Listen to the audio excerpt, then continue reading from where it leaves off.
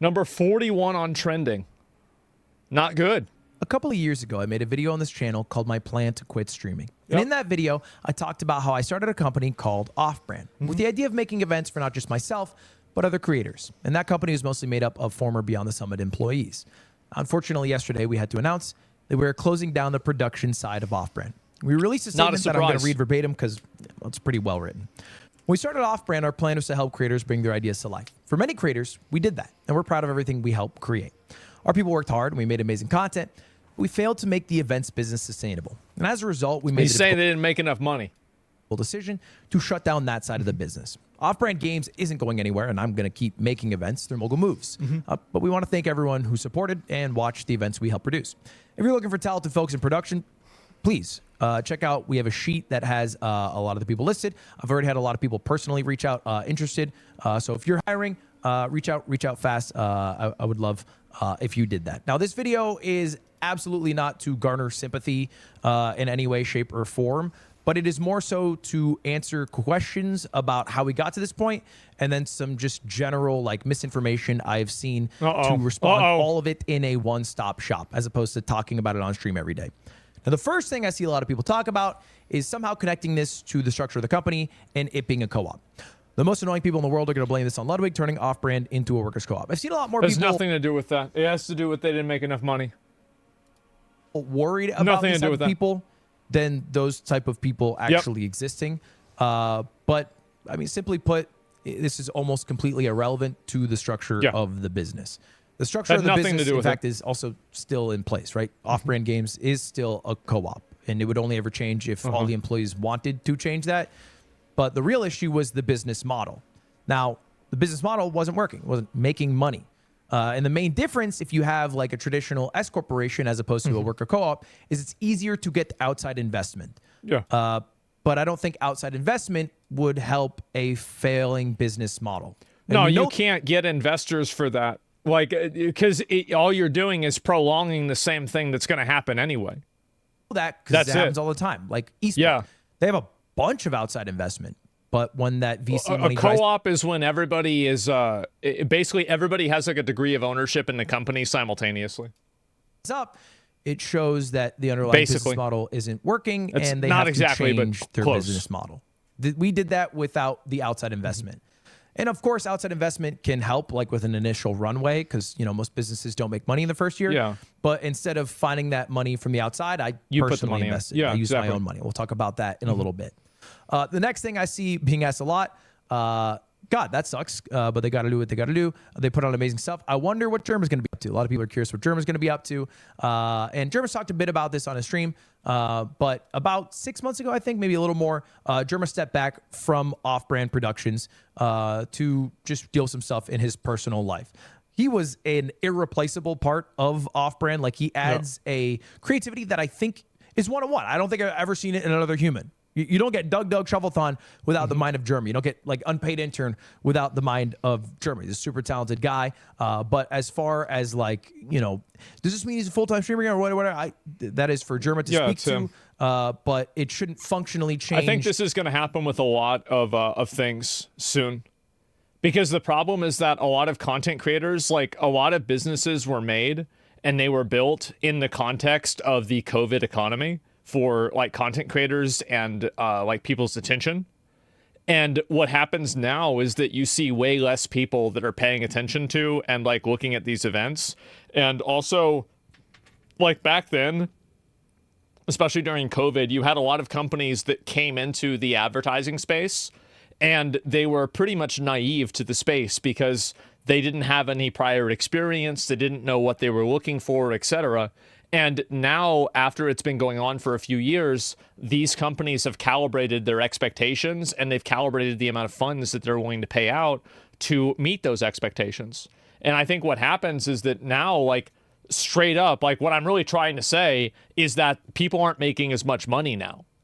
And the reason why is because people are making the amount of money they should be making now. People were making too much money back then. This is a market correction.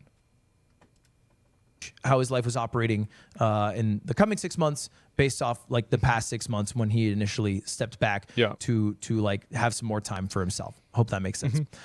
Next thing I'm seeing a bit of, is this because the YouTube contract is over? Kind of the same answer as the worker co-op versus the S Corp. The YouTube contract allowed me to have a lot more money to like invest in places, right? And invested in various things. That's a very bad way to build a business.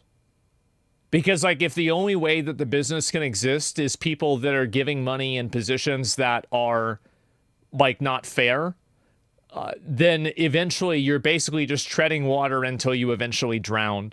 And if you're bailing yourself out every time, then it's just simply not a sustainable business. And eventually that will end. And the only way, isn't that what nonprofits are, basically? No, that's not what nonprofits are. Nonprofits are exactly what they state. They do not generate a profit.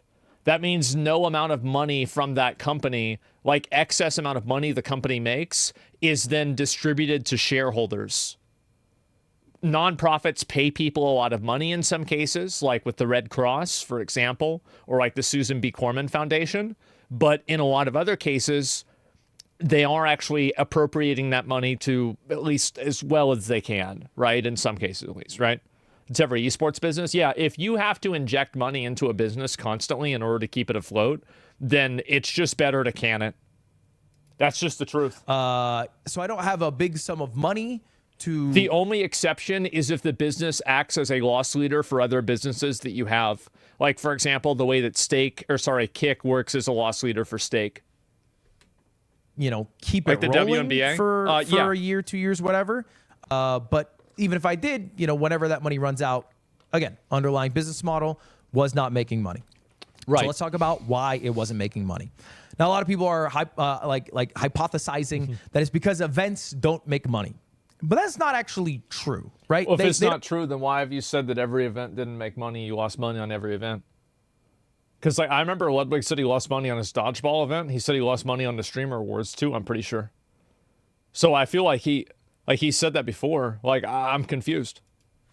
Don't necessarily sometimes make money for me as the creator directly. Okay. You know, if I spend like, I guess a good example, $1.5 million on chess boxing, sure, but I only personally make $1.25 million back, you might think of that as a $250,000 loss for me. And like, oh, why is Ludwig running events? That's bad for him. But you can, or at least I can, maybe safely assume that, hey, I might make $250,000 of extra value as a creator because I have grown as a result of doing this event, right? This is the biggest event I've ever done. It has the most eyeballs. And over the course of the next 5 years, that $250,000 will come back through like the extra growth that created. The logic there is actually very good, and I agree with him. That's a good way to look at it. Well, I don't mind that loss. And the production company doesn't have that loss. Right? They are a production company that itemizes the amount of costs that they had to bear, including employee time, and then covers that cost sometimes with like, you know, an additional like service fee.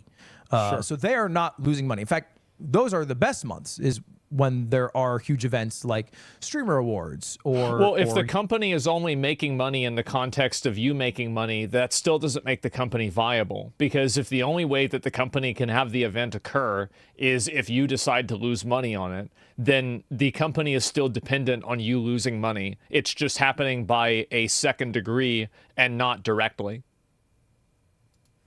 You know, maybe I'm not understanding this, but that's what it seems like to me. The events. It is the time between events.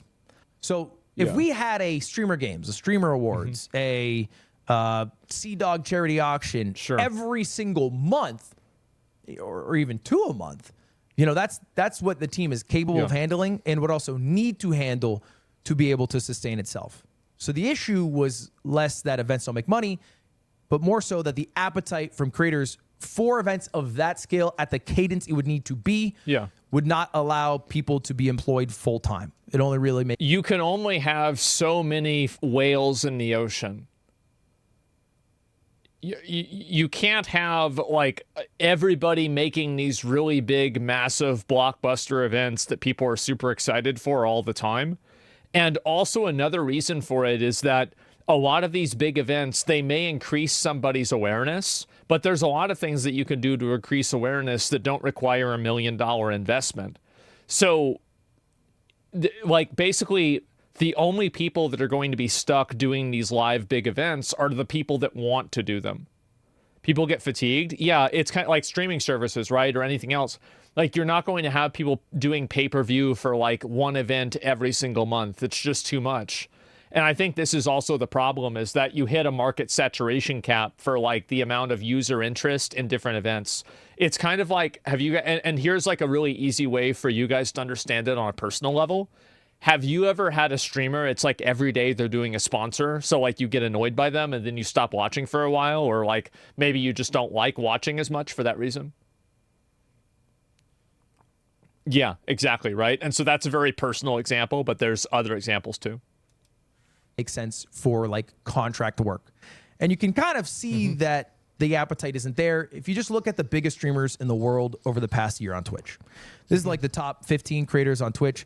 And you can see here, nobody except for Kai on this list is doing big events.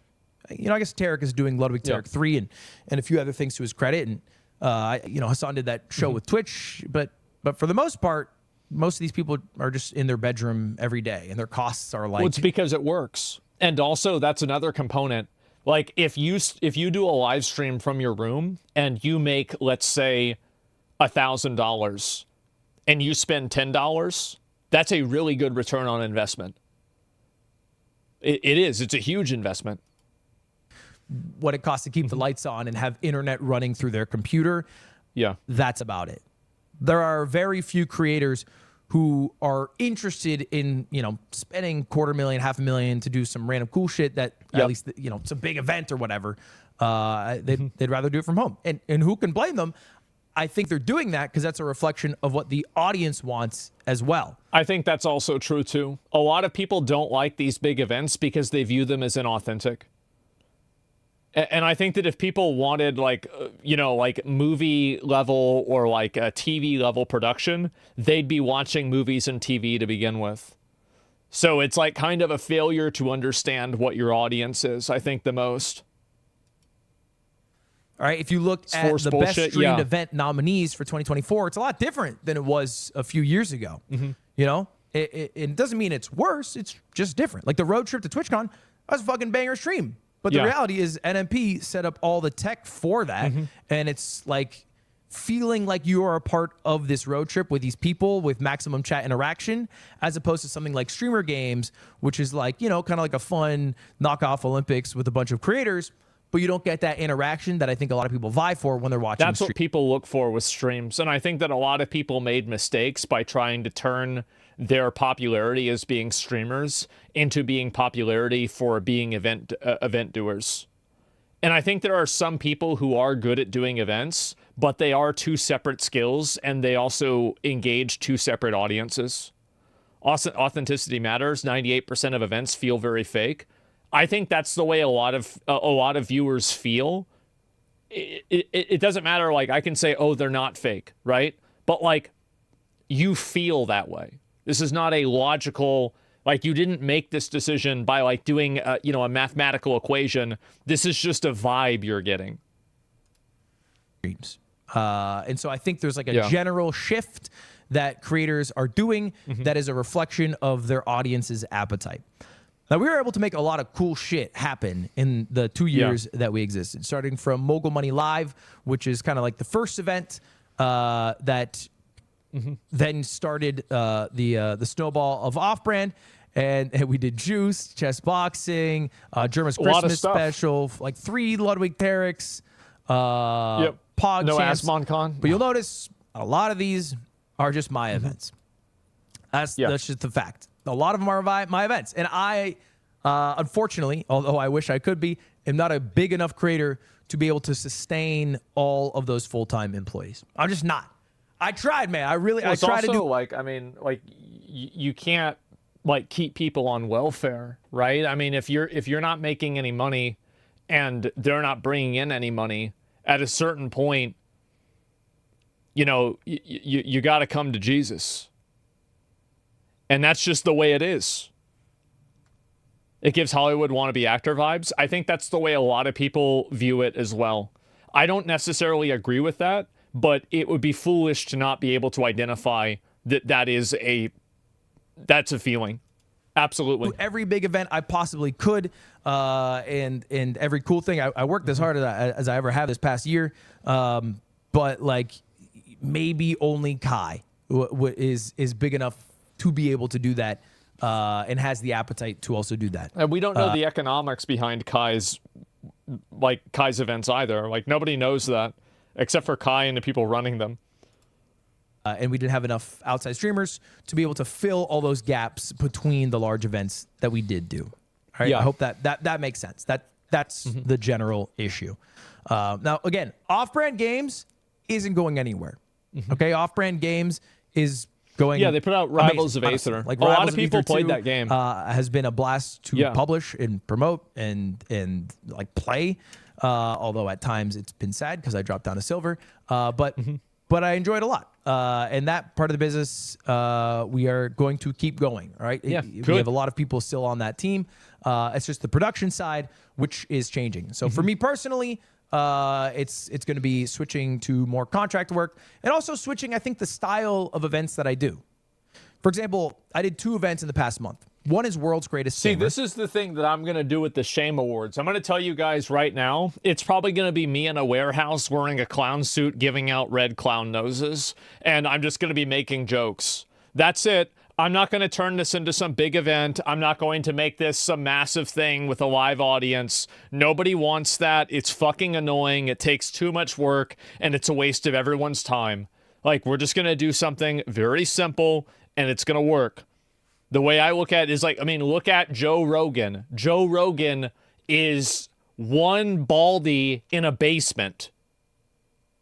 And there's another guy, Jamie, that runs the show. And he's beating out CNN. It's remember Howard Stern? What did Howard Stern? It was like maybe Artie and Robin. That was it. Maybe one other guy is there. And he's sitting there in his fucking room doing it. So this whole idea that you need to spend more money, total bullshit. Absolute bullshit. Where I got all the greatest gamers in the world. I flew them out. They drove out 20 people, put them up in hotels. It was a 2-day event, streamed it, and Void eventually won. It was sick. That peaked at about 30,000 viewers. Yeah. It was a lot of fun to do. The other event I did was League Week. It was in this 30,000 viewers for an event like that. I mean, you just can't. That's not enough viewers. Straight up, it's just not. Yeah, I mean, you've got to have more people to watch. Opie and Anthony are better. Bro, if you go back and you watch Howard Stern clips from the 80s and the 90s, this dude was at the top of his game and no one has ever been higher. He was so fucking good, it's insane. I remember I would listen to him when I was first starting streaming because I'm like, I need to watch and listen to this guy because he's so fucking good at it. Room, we had a pretty cool set. Me and Connor played League for 100 hours straight. I won as many games as I lost, and we peaked at like 38,000 viewers on just my stream. I think 50 across both streams. Yeah, they had a lot of people watching. Which is crazy, right? It's crazy because the cost of League Week is 20 times lower. Exactly. But I think I'm surprised it's not more. What audiences want, which is like maximum engagement with their streamer. Yeah. That doesn't mean I'm going to stop doing events because I still really like doing things like streamer games. You just can't make a career out of it. You know, for me, that's like fucking winter vacation when you're in school. It's like that's the shit that I do look forward to doing. So still want to do things like streamer games. We'll still try to do that next year. And other events have already switched to being done by contractors. If you have a keen eye, you might have noticed the most recent Ludwig wasn't produced by Off-Brand. Neither was the LACS Rivals event. That was also not produced by Off-Brand. There were some Off-Brand employees working on it, but those events are still going to happen. This doesn't mean that, like, no, I'm not doing any more Smash events or any more stream. That's not at all. You just can't have a bunch of people on a fucking salary because it costs too much money and you don't do enough content. And also, those people that are on salary, what the fuck are they doing if there's not an event going on? You're paying them to be AFK. Okay, well, that sounds like a problem. And At some point, I might talk a little bit more about how this happened so suddenly, but it's because the cost mounted quite quickly. All right, simply put. It ain't make no money. It got to a basically unsustainable point. And I've seen some people give shit for like the timing of this, right? Like before the holidays, whatever, which is fair criticism. There's never a good time to tell people their job is gone. Like, it's not better if it's in October. There's not like thank God I got fired in January. Yeah. We are doing like a good severance package. We are paying people out for the next 2 months. But the reality is if we were to have kept this business going until March, I would not only have enough money, I would not only not have enough money to keep Off-Ramp going, but I'd also have to shut down Mogul Moves at that point. It was beginning to impact both businesses with just the burden of costs of the production side. This is a sign of things to come. Makes sense. So it's something we had to act quickly on. It's going to happen with a lot of places. And if we were to delay breaking the news to the employees, maybe you could announce this after the holiday break and sit on it, then they would just have less time to find work. So obviously the timing is not ideal, but we did it and we acted the moment we found out the information that, hey, by March, if we don't do something, everything is going to shit. Okay. So it was really an act now or act never situation. But anyway, that's it. Again, I'm going to link the staff spreadsheet in the description. If you are hiring, please check it out. And if there are any questions, you can throw them in the comments. Maybe I'll make a follow-up video or talk about it a little bit on stream. But that's the main deal. Sad day. But tis life. Tis life, and you know what you do? Keep moving, because that's what the globe does. All right, see you later. Have a good one. Goodbye, everyone. See you later. This is going to happen to a lot of other places, too. And the reason why is that I think that streamers have tried to expand too fast outside of their space and tried to put on these big events that the audience really just aren't there for. And I think also if you try to build an entire community around doing the events have to be like S-tier quality. And in a lot of cases, Kai is killing it though. But here's the thing with Kai. What was the Kai Kevin Hart stream? Them fucking around in Kai's room. They're just fucking around. Like, they're not doing anything. It's not like they're not like, there's no like massive thing. They're just saying, oh wow, here they are. They're eating food, fucking around in a room again, fucking around in another room, sitting around. And think about how little money this costs. This is not a high production event. Do you want to know why it worked? It's because these guys are really fucking funny and entertaining. That's the reason why it worked. Oh my God, that ham is burnt. Wow. Jesus. Anyway, that's a lot, guys. Nothing wrong. It's Cajun. I don't know, man. I would eat it. But anyway, cancer on a plate. Well, just don't eat the tips part, right? And the fact is, like, you can have an event like this, and I mean, this stream, like, even on the VOD of it, has 5 million views. So, like, this stream was massively popular. There were a lot of people that watched it. And so you don't need to have massive amounts of, like, investment. You don't need to have, like, huge production effects and events. All you need to do is have the right guys in the right place. That's all you need. And if you can do that, you win. And it is actually that simple. Know your audience. Yep, there we go. And there's not a single separate code of Ludwig explaining Off-Brand management hid $3 million in losses by siphoning off his sponsorship earnings. Yeah, I heard a little bit about that. Do you think celebrities were paid to be there? I have no idea. But either way, even if they were, they would have made that money back so fast. It would have been okay because they were doing it at scale. Rogan started with literally a webcam mic on his church. Yeah, exactly. And so if you look at all of the most popular content creators, even Ludwig, right, whenever he started, you don't need to be a millionaire to start streaming. You don't need to be a millionaire to attract a large audience. Queso streams in his room. He's just wearing a fucking hoodie. He's streaming and he's got thousands of people that watch him. It's the same as like me. I stream in my room. You look at Hassan. Where's Hassan? Probably sitting in his fucking room. Where's Quinn? What's Quinn doing? Sitting in his fucking room. So if you look at a lot of these popular streams, they're not this like crazy thing or anything else. It's just like Tyler sitting in his fucking room. It's that simple. And so you don't need to invest a huge amount of money and a huge amount of time in doing stuff like this. And the result and the reward from that is extremely low. And I think people are starting to realize that. And I think that's a good thing too.